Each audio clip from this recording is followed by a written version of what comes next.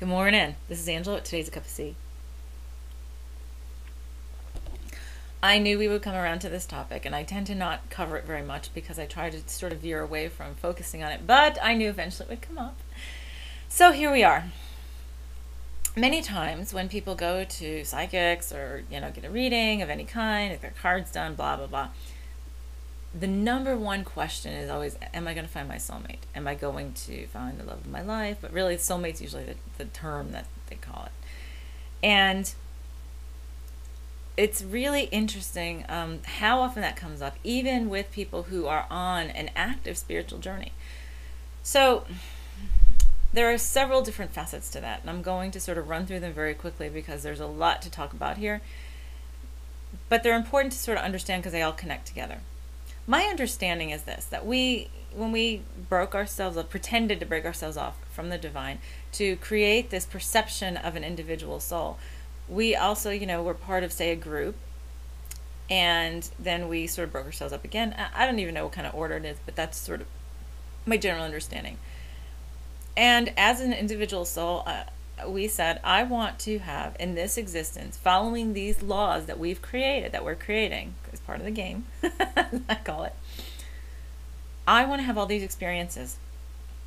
And to do that, this is a lot of experiences, and to do that, I'm not going to be able to do all these experiences in one form. So I'm going to need to do this in different forms and different situations, and a whole bunch of different situations to get to the same place, because I really want it. I want to really dig my heels in, and I really want to, experience it to the fullest. And that's where all these, lives come from. And when you think of it that way, it makes it really easy to understand the perception of multiple lives. But that's a topic for a different day. To continue on with that, well, and to have these experiences in these packages, I need to have catalysts that will allow me to learn these experiences. Well, who can I trust but more than obviously those who are in my soul family, those who broke away or, pretended to for this experience at the same time as I did, where we resonate in the same way, we have the same vibration, and I don't remember all of what the exact thing kind of is, but it just makes a lot of sense that we have these groups that we call our soul family. And in this package, I need to have these. I have to have like several people. I have to have them do this, and I have to have in this one do this. And those are in our soul family. Those are our soulmates. So be careful when you wish or manifest for your soulmate, because some of our soulmates provide us some of the most challenging, most difficult lessons in our lives. The ones that provide us even the most hurt and pain and anger are those who love us the most from the etheric level and said, I will do that for you in this life because I know that's the experience you want to have.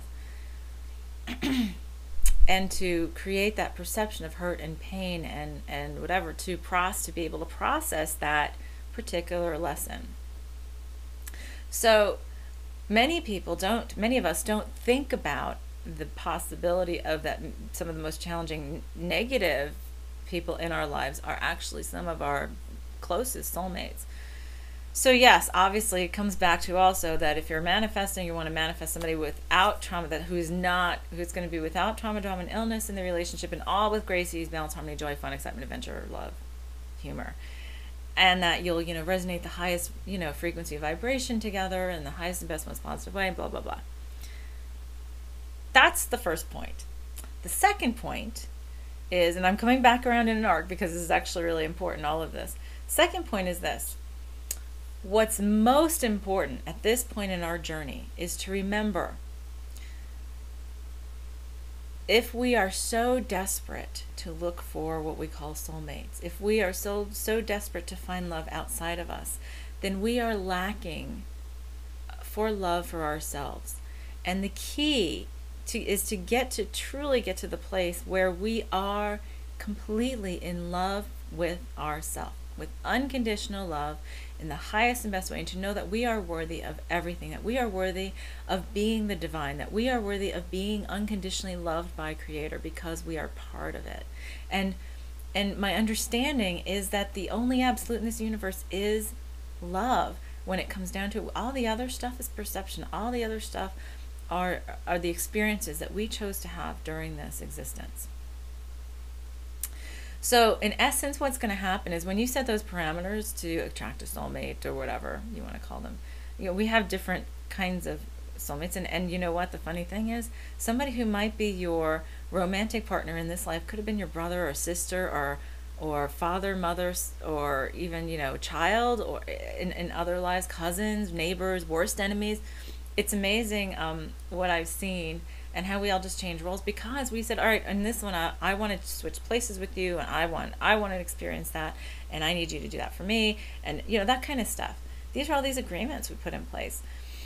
So anyway, come back to it. The most important point of this is that we will only actually attract those of the highest vibration, the most positive, the most, in love and positive experience without trauma, drama, and illness, and all with the positive, grace and ease and all that stuff, when we are there ourselves, when we match that vibration.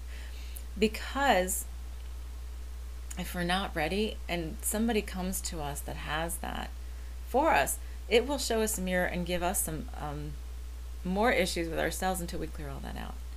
So what's really important is to be in love with yourself, to remember that we are worthy no matter what we do, no matter what our experiences are, no matter how depraved we feel, that we are always worthy, we are always loved, there are no mistakes.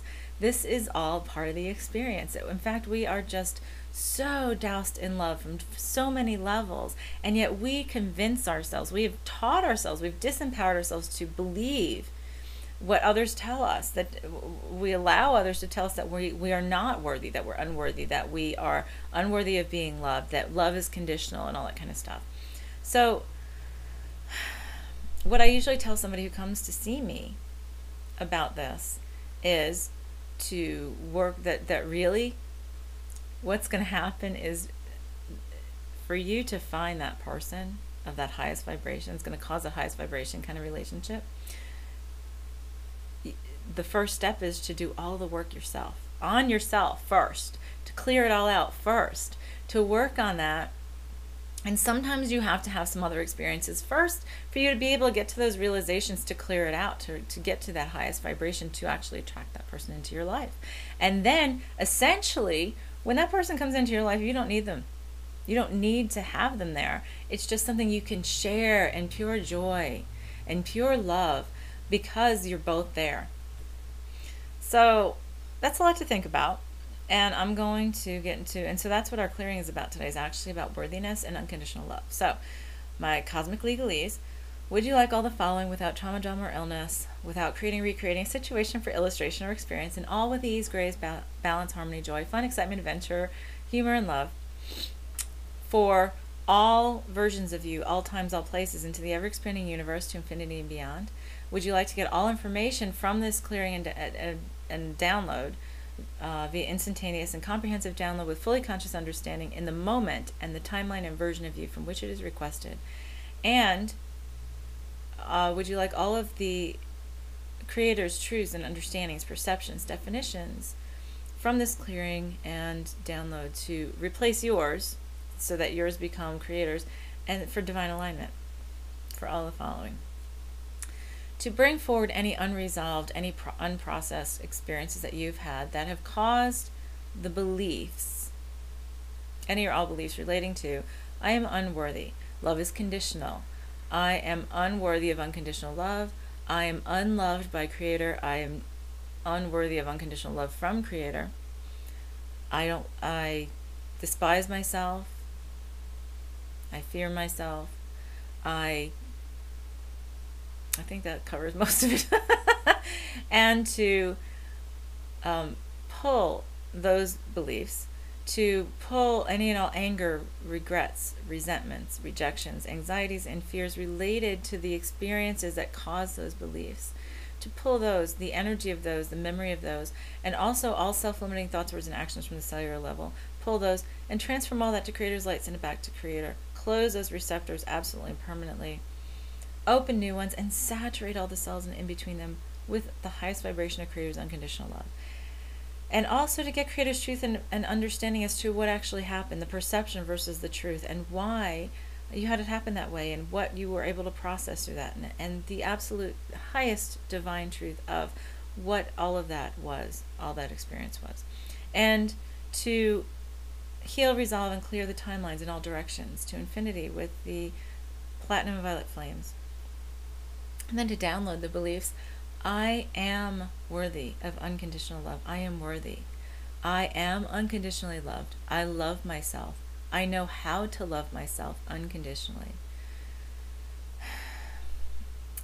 And to download all the feelings associated with that, including that you're worthy, deserving, and able to, that it's possible, allowed, okay, and safe to, that you're ready, willing, and able to, and you have that in your life right now.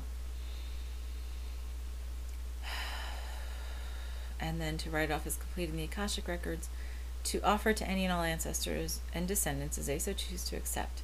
So all you need to do is to clear your mind, take a deep breath, be open to receive, and say, yes, worthiness. And that's it. Have a great one. We'll talk to you next week. This is Angela with today's Cup of Tea.